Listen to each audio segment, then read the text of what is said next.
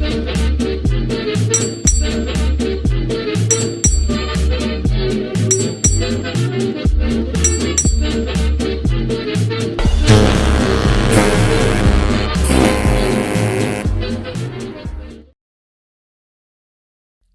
everybody and welcome to the Drydock episode 280. If my voice sounds a little bit different, it's not just because this is the first Drydock of 2024, but it's also because I'm recording this in the middle of a rather nice nasty attack of norovirus, so that's why my voice might sound a little bit different, etc. Nonetheless, questions this week are taken from guides 348 and 349, that's the Minotaur class and Edgar Quinet class armoured cruisers. The Wednesday videos regarding Dutch submarines at the start of the Pacific campaign and the development of the North Carolina class battleships, and then a guest question from the Spanish Armada, the food video. So let's begin. UNSC Forward Onto Dawn asks, do you plan on doing a video looking at the losses of the British battlecruisers and armoured cruisers at Jutland, similar to the videos you've done on the loss of Hood and Arizona? I'm aware of the generally accepted theories regarding poor ammunition handling, but I believe there's still some debate about the exact sequence of events in the loss of each ship. It is definitely something I want to do in the future, and, well, I say that, I have already started work on it, but the problem is if you include the armoured cruisers as well, well, even with the battlecruisers, there's still at least three, Invincible, Indefatigable, and Queen Mary.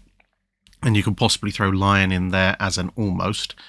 And then you've got defense and so forth. So part of the issue is that whereas looking at Arizona and Hood, you're looking at one ship, no matter how contentious that may be in terms of Hood, or relatively established if you dig deep enough in the case of Arizona. When you're looking at Jutland, you basically have to do that entire process, but for multiple ships, which obviously takes longer. And it's not just a case of this is how this ship was destroyed and now this other ship was destroyed in the same way, just with a few serial numbers filed off. There are almost certainly some very major differences, both in the plausible range of destruction scenarios for each ship, and then obviously from that what most likely happened. So, for example, with Indefatigable, given where we know she initially took hits and then later took hits, as I've mentioned in the past, there's very little reason to suppose she actually had meaningful protection in those areas, which means that if you like a more traditional destruction where a shell gets through to the magazines and causes an explosion directly, could be a potential reason for her loss. Whereas when you look at the damage to Lion and Tiger and Princess Royal and compare that to Queen Mary, it's very unlikely that Queen Mary would have been lost to a direct hit to her magazines, which means you have to look for another cause, for example, a hit to the turrets. And that gets you into the ammunition handling issues, and with the ammunition handling issues, as I've mentioned in previous Drydocks, the additional problem you have there is that ammunition handling within the battlecruiser fleet and within the fleet generally is not, strictly speaking, a uniform thing. So we know, or at least as far as we can know, given the reports that we have access to at the moment, but we do know that some ships that survived the battle had pretty terrible ammunition safety handling procedures going on. But we also know that other ships had pretty dangerous ammunition handling procedures, but these were caught before the Battle of Jutland was fought, like with HMS Lion. And as far as we know, some ships would have always followed good ammunition handling procedure. And whether or not Queen Mary falls into one, the other, or somewhere in between is something that needs an awful lot of research, and to a certain degree, because of course the area in question was scattered to the four winds within the part of the ship that exploded, there's always going to be a certain degree of supposition and inference, and this is the problem with magazine explosions. trying to work out what caused them. You know, if a ship sinks because it took a torpedo hit, you can go and have a look, if you find the wreck, at the torpedo, the hole that the torpedo caused, and go, yes, well, I can clearly see how the water must have gotten in here.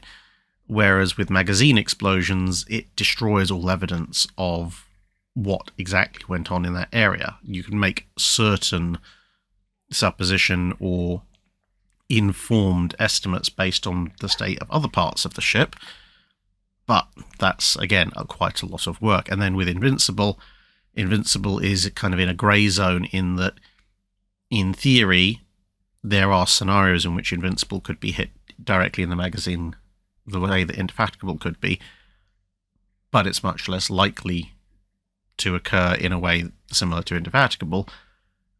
And we do have a little bit more of an account of what went on Invincible, thanks to some of the survivors, although again, not a huge amount.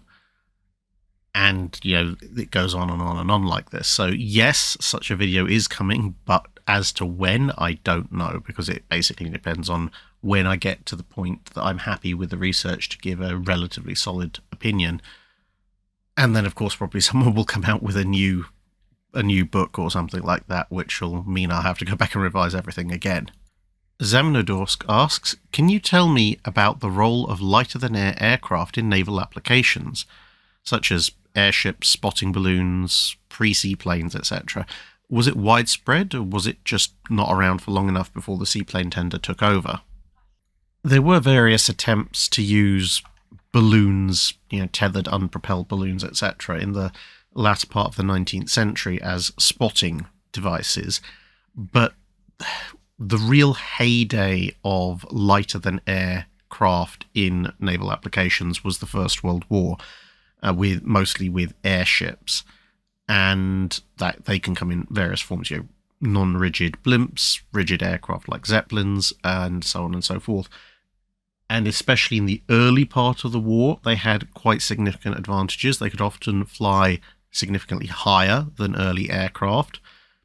They could hang around a lot longer, and they had considerably longer ranges as well, all of which was quite valuable. And in the early part of the war, they also theoretically could actually carry meaningful ordnance, because with the best will in the world, you know, a little biplane that can just about chug out to 80 miles and can maybe drop a handful of 25-pound anti-personnel bombs is not really going to be a major threat to anything worthy of the title of warship. Whereas, especially given that deck armour of that period was obviously a bit thinner, if you have a big Zeppelin like this one going around and it can drop a 500-pounder, let's say, that might actually be something of a more substantial threat. And with minimal to no anti-aircraft guns in the early part of the First World War, there wasn't a huge risk to the airships either. Now, of course, they were a little bit more at risk from the weather. To be honest, not hugely more than early aircraft were, and in some cases they could probably ride out the storms a little bit better, but with early aircraft only able to be around up in the air for, you know, an hour or two, it meant that if there was bad weather coming, there was a relatively decent chance you would be on the ground when it came, or you could see it coming and just leave. Whereas with an airship, if you've been sent, say, across the Adriatic or something like that, and the storm front rolls in, there's not a huge amount you can do about it in the immediate event, other than just to try and motor on back across the entire Adriatic Sea back to a home base. So just being up and around for longer means that you are at more risk of running into adverse weather conditions. But as time went on, you began to get ship-launched aircraft. Aircraft became greater in capability in terms of both absolute altitude and how quickly they could get to that altitude. Anti-aircraft guns started to come into play, and as a result, airships became more and more vulnerable, and of course they represent a much, much greater investment than what are still effectively at that point in some cases throwaway aircraft, because let's face it, if you launch a Sopwith 1.5 strutter or something off of the turret of a battleship, you're not really expecting to get that aircraft back, although you'd kind of like the pilot back, to be honest. And so by the end of World War One, despite some rather significant advances in airship technology as well, the airship was left at a bit of a loose end. Now, of course, there were attempts in the interwar period to try and find new roles for increasingly larger airships, but that had essentially fizzled out during the interwar period. And by the Second World War, apart from some electronic warfare, electronic intel gathering by the German Graf Zeppelin, the airship, not Graf Zeppelin, the aircraft carrier, there wasn't really a frontline role for lighter-than-air craft for naval applications in the Second World War, except for things like barrage balloons, etc., until they decided that for convoy escort duty, having non-rigid airships, i.e. blimps, either towed or under their own power, would be quite useful for some convoys, because it would allow, obviously, long-duration, higher-altitude spotting and occasionally attack, as compared to aircraft, which had become somewhat less disposable because they're a bit more expensive and complicated. But until the advent of escort carriers, there wasn't really that many options for continuous aircraft patrol over convoys. And even once the escort carriers were available, despite the large numbers of escort carriers, there were always going to be more convoys, and therefore, these blimps, etc., still had a fairly significant role to play. Niels Larson asks, can you go over burials at sea? Who gave the deceased their last rites? Was it the acting captain, or was there a dedicated cleric? And did a ship carry material to perform burials like coffins or cloth bags?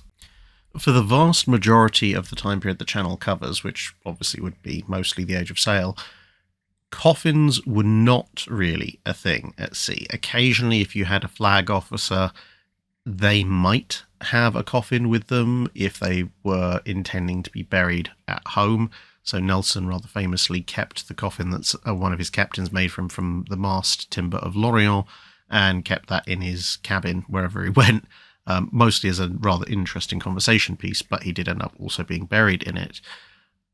And for the most part, again, for the majority of the time period, there weren't official sort of bury person in this bag setups. Most of the time, burials at sea would be done in the individual who in question's hammock. So, because obviously, they weren't going to need it anymore, and by sewing up the hammock, you had a pre-made cloth container which you knew would fit them, although obviously it would have to be weighed down to ensure that it sunk properly. Of course, as time went on and ships got larger, so storage room was potentially a thing, there were some additional facilities, features made available for burials at sea. So, even things like just slides, supplies of additional flags, etc., where relevant. But burials at sea overall haven't changed hugely, at least for the time period that the channel covers, because whilst there are bunks towards the end of the time period the channel covers in some navies, the vast majority of navies are still using hammocks, and where they are using bunks, there will still be a supply of hammocks or relevant material similar to that available. In terms of who administers the last rites, most large ships would have a chaplain of some description aboard, and they would be in charge of it. But on much smaller vessels, or if you go back in time with the Age of Sail, perhaps some regular warships may not have a chaplain aboard for whatever reason. Either they didn't sail with one, or something happened to them on the way. It's essentially, if you don't have a chaplain, then it's down to the captain to do the ceremony and the last rites.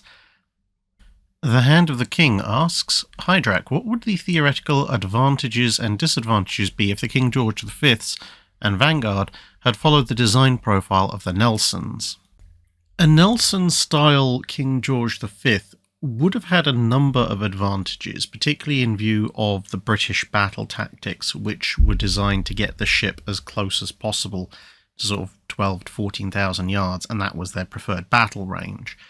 Now, obviously, by using the all forward layout, you get a shorter citadel, and that means you can afford more armour, which lends itself to getting it up close and personal.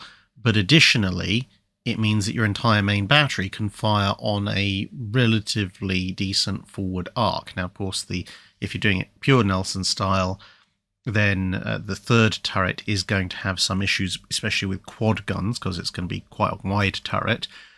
But if you position them properly, you should still have a decent forward fire arc with those guns. And again, this lends itself to charging in, because you don't have to worry about unmasking your rear turret the way that Prince of Wales did at Denmark Strait. And of course, with all that saved weight, you can either have more armour. You're not really going to get more main guns, but you could have perhaps more secondary guns. You can see in this case I've stuck 10 guns. They are supposed to be 4.5 inch, but Ultimate Admiral Dreadnoughts thinks 4 and 4.5 inch have the same turret mountings as 5.25s, so whatever. So you could have an overall more capable ship. The disadvantages are that, at least from a British perspective, you would have to have US-style aircraft handling facilities on the back, because the amidships hangar and launch position, which the British preferred, wouldn't be possible because pretty much amidships is taken up by the aft turret and the third turret and the bridge. And also, if you did try to open the gap between the two funnels the way they did historically on King George V, you'd end up with the last bits of machinery well far back as the hull narrows, which wouldn't be good. The other big problem would be the positioning of the arcs of fire for the secondary battery for anti-aircraft use. You'd have an absolutely ferocious aft anti-aircraft battery. You'd have a lot of coverage. You could have potentially nests of pom-poms and so forth. You don't even have to go with the layout that I've done here. You could have a sort of French-style stepped set of 4.5s or 5.25s amidships, so half the number of turrets for the same number of firepower. But you're not going to have a huge amount of coverage in the forward arc, because the forward portion of your ship is taken up almost entirely by your main battery. Now, as time goes on, you could perhaps put Orlikans, Bofors, maybe a pom-pom or two right up at the bow, but that's going to be a rather precarious situation for the gunners on those gun mounts to be in. They're going to have to be ducking in and out of hatches and so forth if the ship's main battery comes into action. Vanguard, unfortunately, doesn't really work as a Nelson-style layout, because it's essentially what you're doing is tournée on a massive scale. So you have pretty much all the same issues that we mentioned with the King George V's, except now the forward section of your ship is even longer, and therefore your forward fire arc for your anti-aircraft guns is even more restricted, because you're having to fit 4 twin turrets all in a row, and realistically, this is probably the most efficient way you can do that. Now, if they had taken, so let's say, the quadruple turret design of the King George V's and upscaled it ever so slightly to fit 15-inch guns, and then taken the 15-inch guns from the old battlecruiser or large light cruiser turrets and stuck them on, so you have 2 quadruple 15-inch turrets, and then done essentially a British Richelieu, that could actually work very well, I think, but that would have required a lot more time and effort, when part of the attraction of reusing the turrets off of Glorious and Courageous was that a lot of the work was already done for you. BK Jean asks, during night actions, there was the risk that searchlights could actually benefit the enemy by revealing your position. Hence, the Japanese and Royal Navies made it policy to only use searchlights once enemy vessels had already been detected, such as at Cape Matapan or at Savo Island. Was there a similar protocol in place for starshells? Yes, although starshell usage was a lot more fluid, because a starshell, if you fire it, a long distance from your own ship, when it illuminates, in theory should be far enough away that it doesn't illuminate you, and obviously ideally illuminates your target and potentially dazzles them as well. But even if it misses a target, all that a starshell proves is that there is a ship somewhere in the area. It doesn't directly highlight you unless somebody was watching very closely and happened to see the muzzle flash. And so, whilst the general policy was that starshell would be used to illuminate an enemy to allow gunfire to commence, which you see at things like Battle of the North Cape, there was a little bit of a looser policy with their overall use, depending on specific situations. So a starshell could be used a little bit more generally, a little bit more sort of potluck-ish. Now, you wouldn't want to do it too often because it still is a little bit of a giveaway that somebody's in the area. But, for example, whereas with searchlights, like you mentioned at Matapan, the case would be prime the searchlights, get them all ready, and then when you're ready to open fire, that's when the searchlights go on. If, for example, you think you have a U-boat contact or submarine contact of any kind on the surface, and you're not sure exactly where it is, but you think you know the approximate general area, then you might fire a barrage of starshell to try and illuminate that area better to help you figure out, is that a submarine periscope or not? Obviously, once fine detailed enough surface search radar came in, that was less of an issue, and you could go back to using starshell for just shooting at things directly. But certainly in the earlier part of World War II, you could do some search with starshell a lot more safely than you would be able to do using searchlights. Christopher Babylon asks, "It seems to me that all the Dutch submarines had engine troubles. Were these Dutch engineered diesels, or were they licensed from another nation? Also, with regard to mines, how is it they're able to anchor in deeper waters? Do they have a certain amount of cable or chain, and how is it they know how much to use?" So on the mines question, mines can be fitted, well, they usually will be fitted with a certain amount of mooring cable, assuming that they're anchored mines. But then, of course, based on your charts of where you're dropping off the mines, you can adjust the amount of cable that will be paid out for that mine, so that, if, let's say, the water is 150 foot in depth and you want your mine to be hovering at 20 foot, you would set the cable to pay out 130 foot of cable before it stops. Now, these days, well, in later periods, you could also have a mine that automatically paid out cable based on the pressure sensors in it, but that's a little bit beyond this channel's time period. When it comes to putting mines in areas of the ocean that are much deeper than any reasonable amount of cable, you can have what are called free-floating mines. They're not strictly entirely free-floating, as in they're not just a mine popping along on the surface. What they will tend to be is a mine that's using a sea anchor effect. So they'll still have a big weight at the other end of a long cable, but that weight will just swing in the depths, basically as a sea anchor, and that prevents a degree of drift. It doesn't stop the mines drifting completely, but it does stabilize them and keep them in roughly the same area, at least for a while. Of course, mines floating like that, they're subject to lots of different things that could happen to them, which could eventually make them travel quite considerable distances. But in wartime, you probably don't care too much. You do care like 10 years later when they show up off the coast of a completely different country.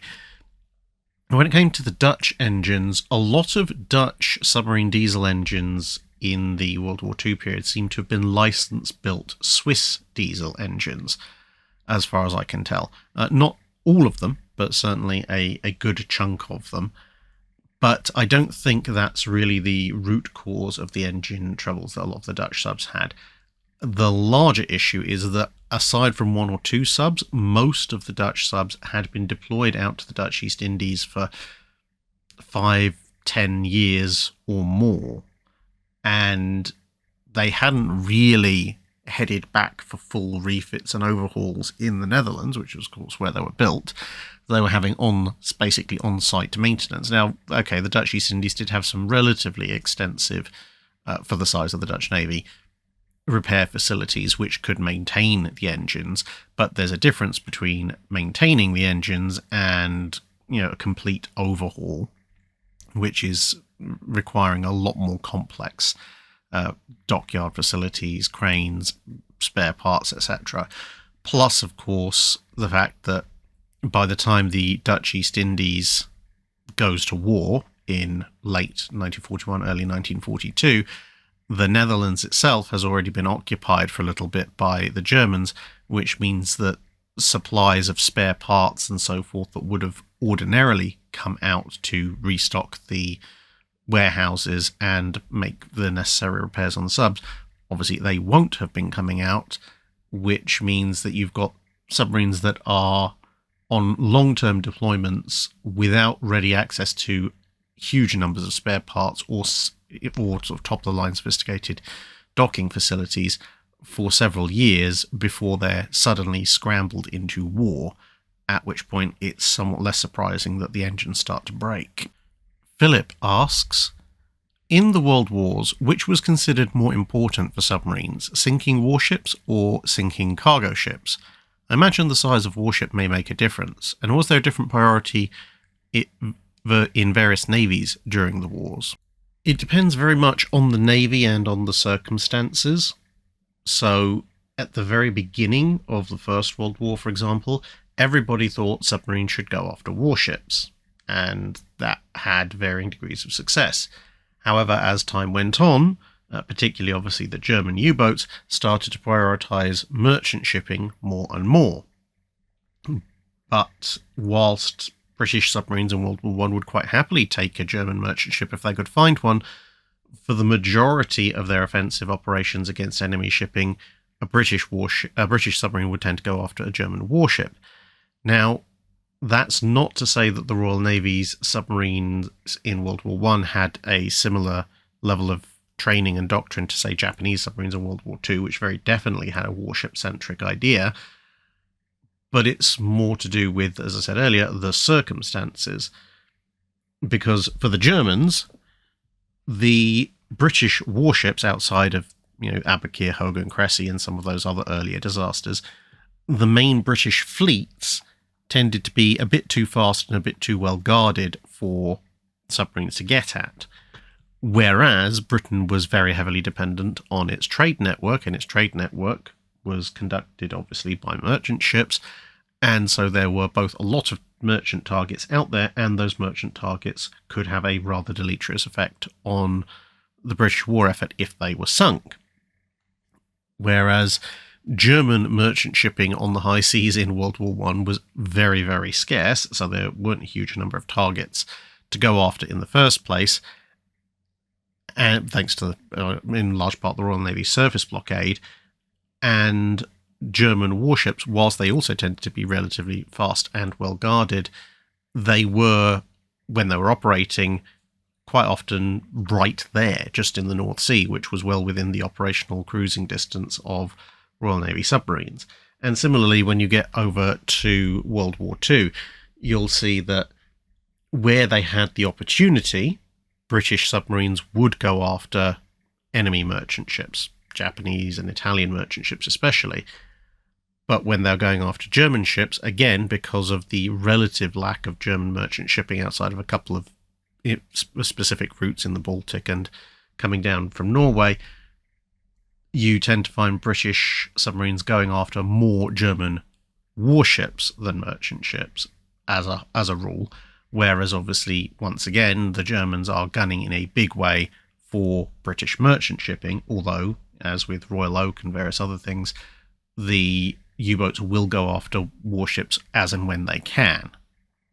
And when you have both sets of targets available to you, say you're attacking a convoy, then it comes down to the judgment of the submarine commander, because if, for example, there is a corvette off, let's say, off your starboard bow, and you can just drift down past it, blow up a few merchant ships and slip off into the night, you probably will go after the merchant ships because that's ultimately your main objective.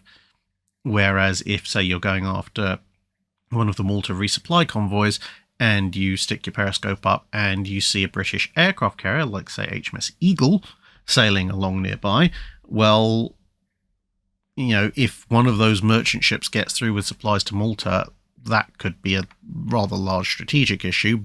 But on the other hand, taking out an entire enemy fleet carrier is also a fairly large strategic issue, and taking that out with all of its aircraft may then enable the removal of those other merchant ships by air attack. Whereas if you go after the merchant ship and leave the aircraft carrier intact, you may or may not get that merchant ship, but the intact aircraft carrier may prevent the Regia Aeronautica and the Luftwaffe from getting the other merchant ships.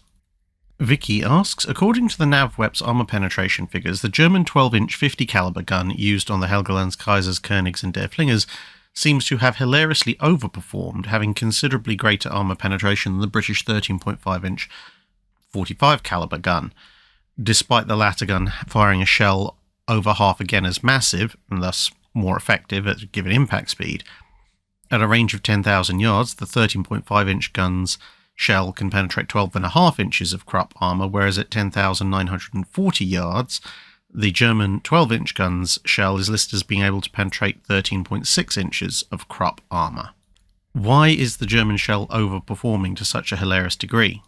Well, I don't think it is, actually. Apart from anything, if it was that powerful, then the 9-inch belt of Tiger wouldn't have been able, and Lion and Princess Royal wouldn't have been able to reject incoming German shell fire. It would have blown straight through.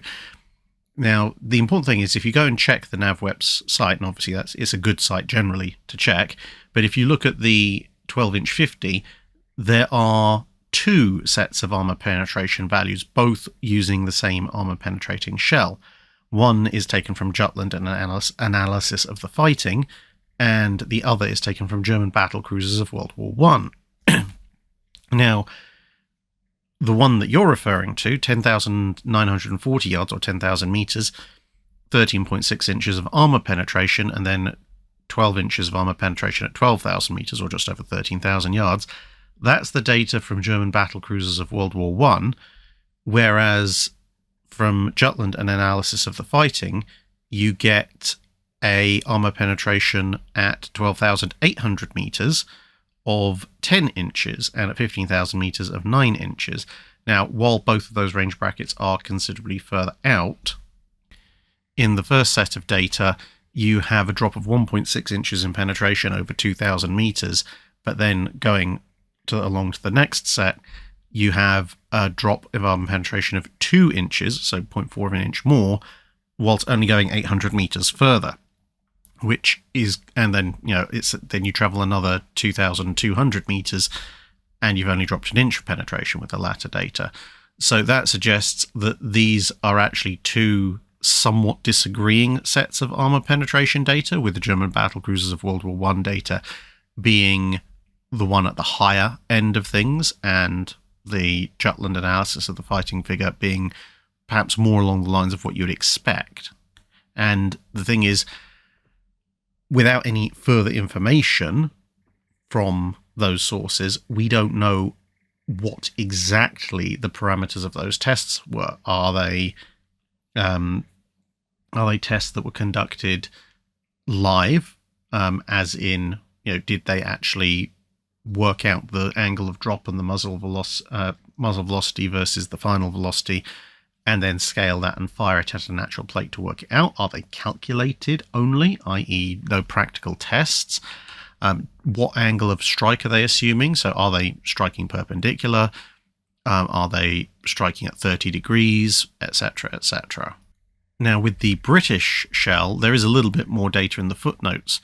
So for the 1,400 pound shell, although there's not a huge amount of difference, 12.2 versus 12.5 inches penetration at 10,000 yards, what we are told in the footnotes is that for the 13.5 inch gun, these figures are for an uncapped armour-piercing shell, so it's lost its armour-piercing cap, striking at 90 degrees. So we know this is striking at 90 degrees. Okay, that's an optimal scenario, but it's got no cap, and it notes that a capped shell would give a 10 to 20% improvement at low velocities and a 30 to 50% improvement at high velocities. And given that we're still in the high velocity region, that would kick the theoretical 13.5 inch armour penetration capabilities up to considerably more than even the optimistic, the higher end results from the German 12-inch 50 table.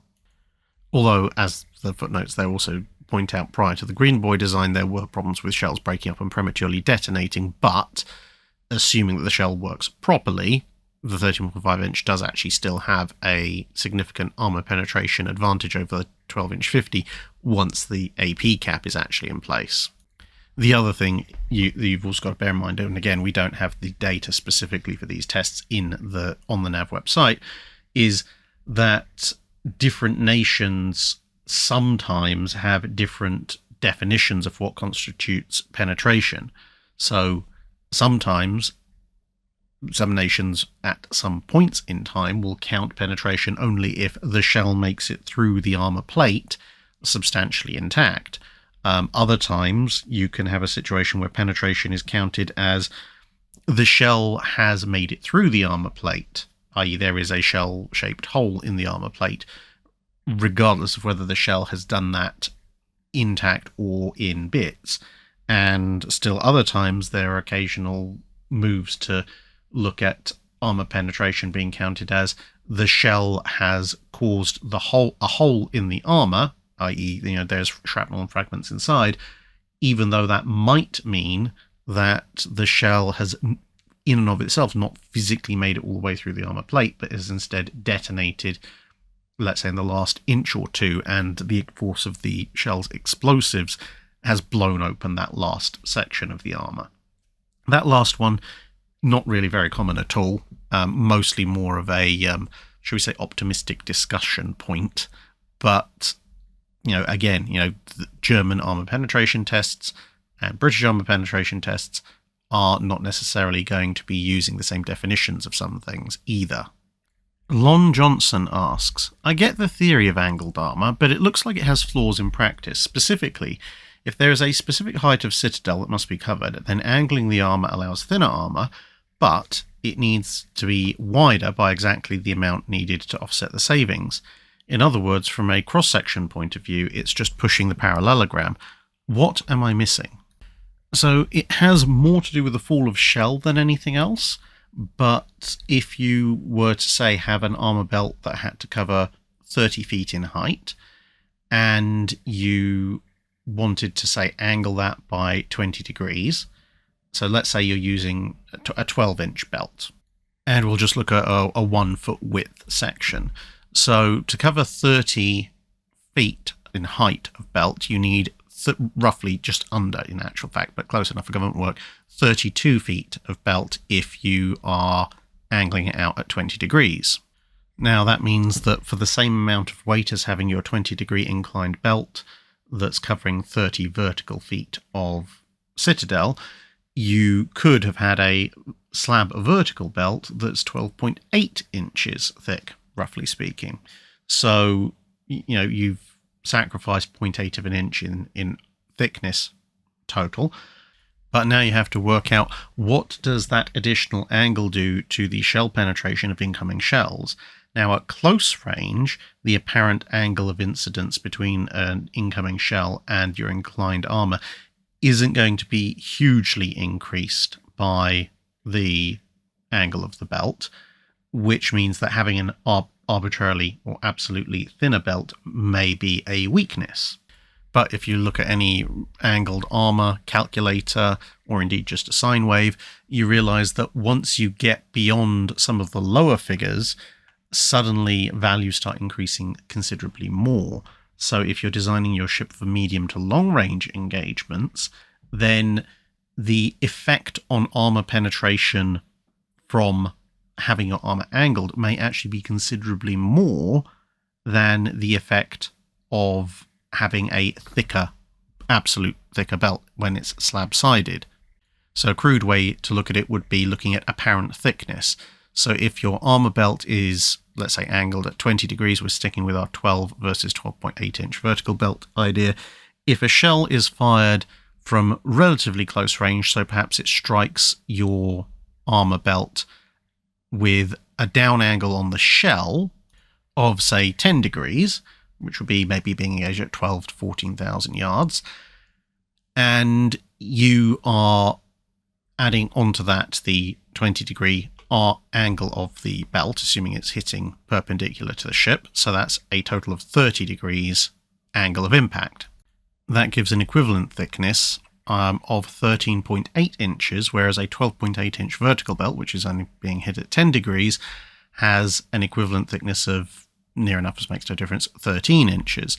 So although in both cases you have exactly the same weight of armour, even at 12 to 15,000 yards, that angled belt is actually giving you a greater effective thickness of armour than would be the case if you just had a slab armour. Now, if you go further out still to, let's say, where shells are coming in at a 20 degree drop, a 12.8 inch thick vertical armour slab is going to give you 13.6 inches of effective thickness, whereas adding an extra 20 degrees to that with a sloped armour will give you 15.66 inches of effective thickness equivalent. Now, obviously, this is assuming a 90 degree perpendicular impact. As things change, as the shell strikes not at a perpendicular angle, and also because even with vertical armour belts, they don't necessarily actually always hang at true vertical. You look at the King George V actually, which is famously a very slab-sided design for World War II. The majority of the King George V's armour belt is not actually vertical. It's got at varying degrees of inclination because it follows the hull. But it gives you some idea, at least, of the relative effectiveness of these kinds of protective schemes. Bosun Tam asks, I'd love to see you talking about the evolution of naval uniforms from the 18th through to the 20th centuries. The balance between looking good, being practical enough to work at sea, and offering some sort of protection during combat. Well, that's certainly a topic I could cover in the future. There are, very briefly, essentially two lines of uniform development. You've got what you might call the enlisted, the regular sailors, who at the very start of the period that you're looking at, they actually don't have a uniform. Uniforms only come in a little bit later on, after the start of the 18th century. And obviously exactly when depends on the navy, but when they do come in, for the most part, it's about uniformity of appearance. As time goes on, they also get dress uniforms introduced, which are of course about looking good. But for the majority of the time, your regular sailors are supposed to be in a uniform that is relatively practical to do the work that they have to do. Because especially on an Age of Sail ship, if you have a regular day uniform that is quite restrictive and prevents you from operating fully and freely, then you're going to have people falling out of the yardarms very regularly, which is not a good thing. And similarly, you don't want something that's going to roast people alive in the already hellish environment that is a first-rate ship of the line's gun deck during a major battle. Although in those cases, quite often people would strip down to often quite a minimal amount of clothing anyway because of those issues. Once you get into the late 19th and early 20th centuries, you do get little pendulum swings between people trying to enforce uniforms that look good versus uniforms that are practical, but usually that gets swung back again relatively quickly for the regular sailors. Officers' uniforms are a completely different story. That's not to say that officers' uniforms are completely dedicated to fashion and looking good, but they are much more dedicated towards that once they're introduced than they are necessarily towards practicality. But with that said, even there are still certain nods to practicality within a naval officer's uniform, because they might look quite elaborate, and in many cases they are. However, a naval officer still had to be able to walk the decks, he had to be able to go up and down ladders, he had to be able, if necessary, to fight for his life with whatever weapons he chose, pistols, swords, cutlasses, etc., go ashore in boats, and so on and so forth. And again, there would be day uniforms which would still look fairly impressive, but were a lot more flexible. Very often would have open-fronted coats, as opposed to full dress uniforms, which could be quite restrictive, but you usually wouldn't find somebody wearing. So, for example, if you look at Nelson's uniform and the one he was shot in at the Battle of Trafalgar, versus Nelson's uniform as depicted in a number of paintings, you'll notice that the uniform he was in at Trafalgar is, while still elaborate, something that would be much easier to move around in than some of the ones he's portrayed as wearing for official portraits. Zeranami asks, I have the book Heavy Cruisers of the Admiral Hipper class, which concludes with the report that states, especially for Germany, a less useful ship type than the so-called Washington cruiser was difficult to imagine. Do you agree? And if so, what should they have been building instead of overweight treaty-adjacent cruisers? I would broadly agree, but most of my agreement would come from the fact that the Washington Treaty-era cruiser wasn't really a particularly brilliant fit for anyone, because it was designed to give a little bit of headroom to the designs that were just being finalised at the very beginning of the 1920s. And okay, fair enough, they couldn't necessarily have anticipated all the extra needs that would come in for cruisers later on. The ability to operate aircraft, the ability to defend themselves from aircraft, all the extra ancillary systems, eventually including radar that be stuck on top, etc., etc. But what it meant was that by the time Germany starts looking at building ostensibly treaty-compliant cruisers, obviously they're not with the Hippers, everyone knows that outside of some special magic, any 10,000-ton cruiser is going to be a compromise in a lot of different ways. For some navies, they can afford that compromise by making multiple different types of cruiser, where the specializations of each type hopefully offset the weaknesses of others. But for the Kriegsmarine, which has a relatively limited resources, can only build a few cruisers, any kind of compromise is going to mean that a potential enemy can show up with a better option. Now, that might be you build treaty cruisers, light cruisers, with 5.9-inch guns, at which point the enemy shows up with heavy cruisers with 8-inch guns. Or you could build a heavy cruiser with an 8-inch gun, like the Hippers, at which point your enemy just shows up with more of them, because they can. And this is kind of exemplified to a certain degree with the Baltimores, because the Baltimores overall don't bring a huge amount more to the table in terms of speed and firepower than preceding US heavy cruiser designs, but they're well over 3,000 tons heavier than preceding US cruiser designs, and almost all of that weight has just gone into balancing the ship, making sure it's got a reasonable amount of armor, or making sure it retains the speed and range, etc., etc., whilst that additional weight is put on. The 13 to 14,000 ton heavy cruiser is essentially the displacement you actually need to start getting a reasonably well balanced Washington era cruiser. But that's with all those extra systems we mentioned earlier. But more generally speaking, assuming that everyone keeps at least somewhat to the displacement limits, the main thing that the Washington Treaty does is, by establishing a maximum beyond which you're not supposed to go for cruiser design, that favours the biggest navies, i.e. the British and the Americans, because they can just always just have more. Whereas prior to the treaty restrictions, you would have situations where perhaps some navies would go for many smaller cruisers because that's what they needed to police their empires, and other navies, smaller ones perhaps, would go with a much smaller number of much larger showpiece vessels. Now, those larger vessels may not necessarily be able to resist the enemy navy if the enemy navy is a much, much larger one, because the enemy navy can still turn up with battleships, battlecruisers, vast amounts of other cruisers, etc. But they can at least provide us something of a deterrence effect, because you can't just go in and swap them easily.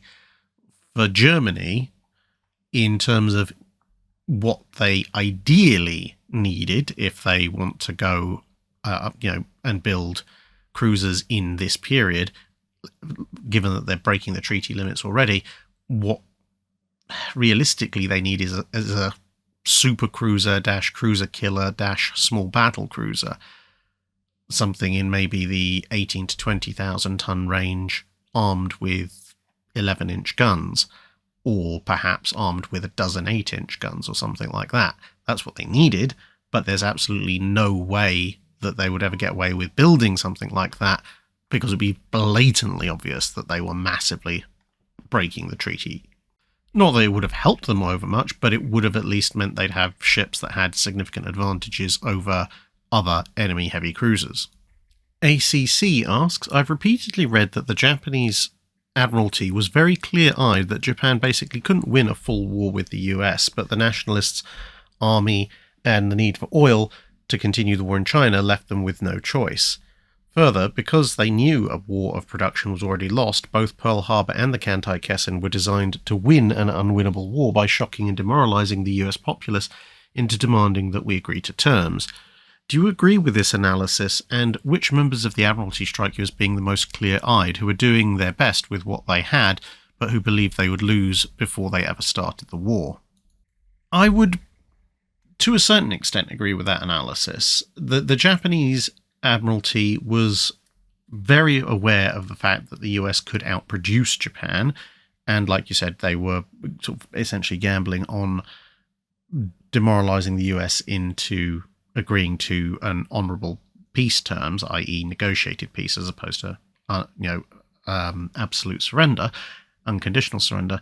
However, whether they thought they would absolutely lose a war is different to whether or not they knew a war of production was lost, because apart from the knockout enough of the US forces and the US might sue for peace on demoralization terms, there was another aspect to Japanese strategy, which is that, yes, the Americans might be able to outproduce the Japanese, and yes, the Americans might start the war with a bigger fleet than the Japanese, but if the Japanese could inflict enough damage and enough losses on the American fleet early on, thus reducing the American fleet size to below that, hopefully significantly below that of the Japanese fleet, and then continue to apply those losses whilst taking relatively few of your own, then in theory, you might be able to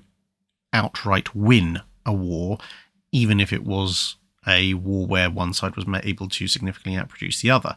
Now, of course, that relies on some underestimation of exactly how much the US is able to produce, but it does make a certain amount of sense, because, let's just take battleships for the sake of argument.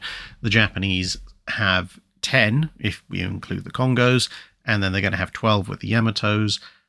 They know the Americans are building the North Carolinas, so the Americans are going to have 17, assuming that they keep Arkansas, New York, and Texas on the front line, etc. But from the way the Japanese are thinking, if their Kantai-Kessen doctrine can potentially reduce that fleet down to, say, 12 ships available to the Americans when they actually engage in the decisive battle, and then, of course, with the material superiority of the Yamatos, they're able to, say, inflict another half dozen casualties in exchange for a couple of their own. Now they have 10 battleships, the Americans only have 8. Or actually, if they have 12 and half dozen casualties, they'd have 6. So now the Japanese have a 4 battleship superiority, hopefully still including Yamato and Musashi, at which point, if the Japanese can continue to trade 2 for 1, let's say, on battleships, and they're still producing their own battleships, like Shinano, then unless and until the Americans can build at least 8 or 10 battleships, then they're still going to be at a numerical disadvantage. And even if they do build 8 to 10 battleships, in theory they haven't built anything as powerful as the Yamatos, which means even a numerical parity technically favors the Japanese. Obviously depends on which American ships are lost, because if the Americans start filling out their entire fleet with fast battleships, then the Vths and Iseis are going to be at a significant disadvantage. But all of that, is going to take 3, 4, 5 years, and hopefully the war will have been able to be dragged out to other conclusions thereafter. And that's why you see all these other special weapons, special outfits, things like the Kitakamis, etc. They're all kind of special, almost one-shot weapons, because obviously they're not going to be quite the surprise the second time around. But the idea is to inflict massively disproportionate losses. Now, I'm not saying that's actually going to work, and I'm not saying that's what all the Japanese admirals believed, but it is a theoretically at least on paper, possible path for them to follow, and some Japanese admirals genuinely thought they might be able to pull that off, whereas you had people like Admiral Yamamoto who kind of sat in the middle, where they essentially viewed it as, yes, we can probably pull off enough surprises and enough tricks on the US fleet to beat them down long enough to provide us with a operational window, and if we can then exploit that operational window to get what we want and then negotiate for peace, then fine, but it might not work out that way because it relies on all our plans going to fruition the way we want them to, and of course the enemy gets a vote. And then you have the whole cultural thing of, will the Americans actually surrender? You know, the same kind of thing as you have when Hannibal invades Rome, well, doesn't invade Rome itself, but invades Italy. By all laws of ancient warfare, the Romans should have sought terms after Cannae. They just didn't. And in a lot of ways, it was very similar with the Americans versus the Japanese. After a defeat like Pearl Harbor and some of the other losses in the opening stages of the war, theoretically, most nations would perhaps sue for peace. But the US didn't. And then you have a bit of a problem, because if your plan relied on them suing for peace because you hit them very hard, and now they're just taking that, oh, you hit us very hard, we're going to hit you back even harder, yeah, now you have to start ducking and covering. Zed Stewart asks, since expansion engines prefer, or at least are more reliable, running at lower speeds, which is the opposite problem to turbines, did any Navy or civilian ships ever experiment with geared triple or quadruple expansion engines in order to step up the speed of the prop shaft to allow for a higher running speed? I'm not aware of any significant step-up gearing on triple and quadruple expansion engines designed to massively increase the RPM of the prop shaft. In part, I suspect that would be because, of course, when you are stepping up the gearing, i.e., you know, a single rotation of the engine crankshaft is resulting in multiple rotations of the propeller, you are diminishing the amount of power per revolution, which at a certain point will cause issues with being able to shift enough water. There was gearing in some compound and expansion engines, but that was on a much smaller scale. The ratio of the gearing was a lot smaller, and actually very early on it was actually stepping down, if anything, especially on some of the early conversions, where the running speed of some of those early engines was too high for the relatively minimal RPM that you needed for, let's say, a converted wooden warship to move through the water at 6 to 8 knots or something like that. Miko Leitnan asks, what makes a good block ship? Is a heavily armoured ship better, since it's harder to blow away with explosives? I think it depends quite a bit on what you expect your enemy's salvage to be, or how you expect the enemy to try and salvage the ships. If you think they're going to try and refloat them, tow them out the way, or something like that, then yes, something that's quite dense, and perhaps dense because it has a lot of heavy armour on its side, would be better, because that's going to make salvage operations more difficult because there's just a lot more mass to it.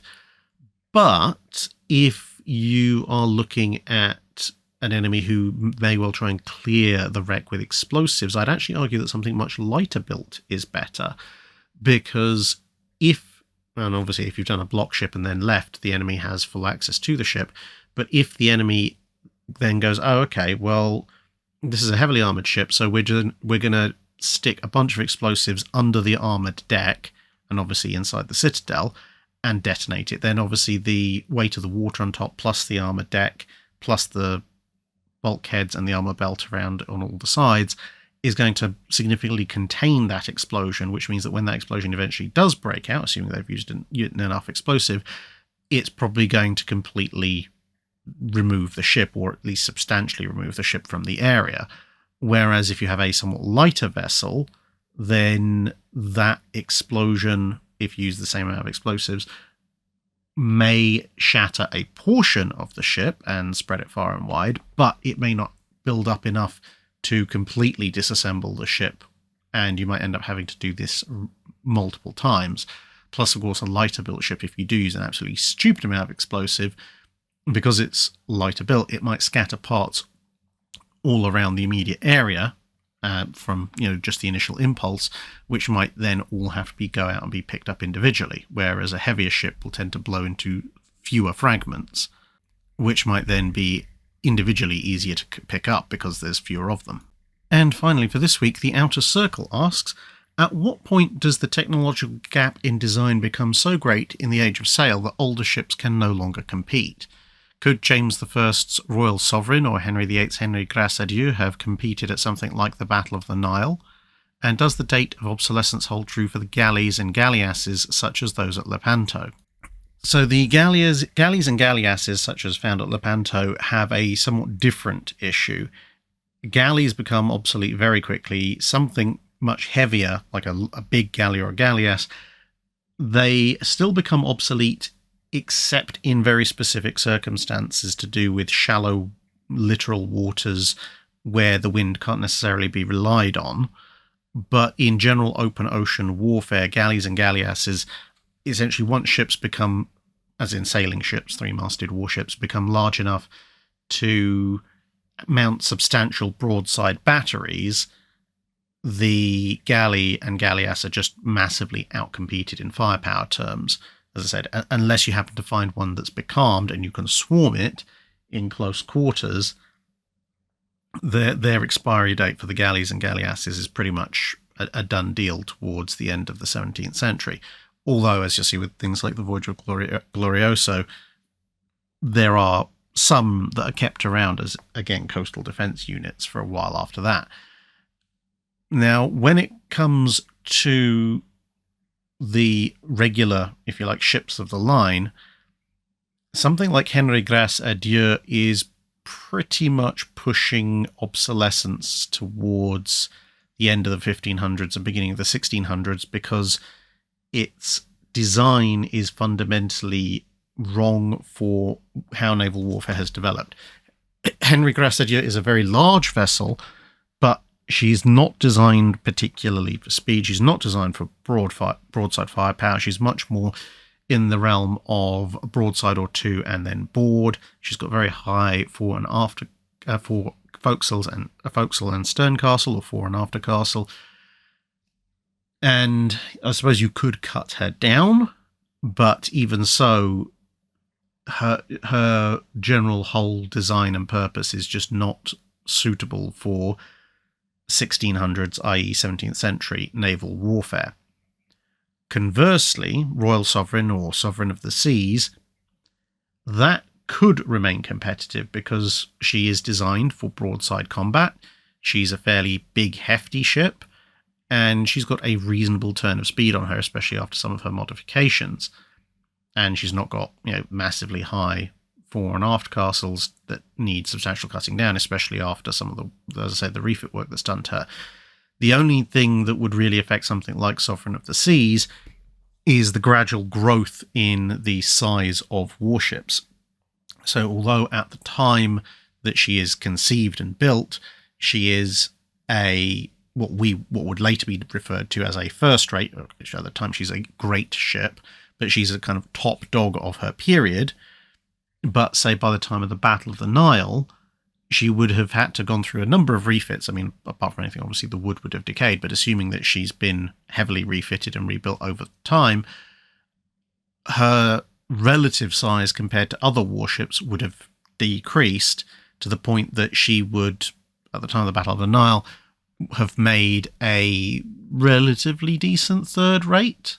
The thing is, a big 74 or an 80 gunner would actually be perhaps slightly larger in terms of keel length and overall breadth than Sovereign of the Seas in the early 1800s.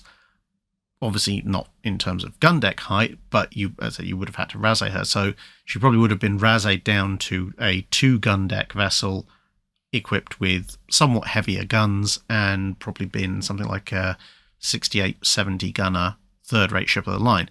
But in that guise, even if somewhat odd looking, theoretically she would have been competitive on paper, just lower down the pecking order. And that wraps us up for this week. Thank you very much for listening, everybody. And hopefully I'll be feeling a little bit better next time you hear my voice.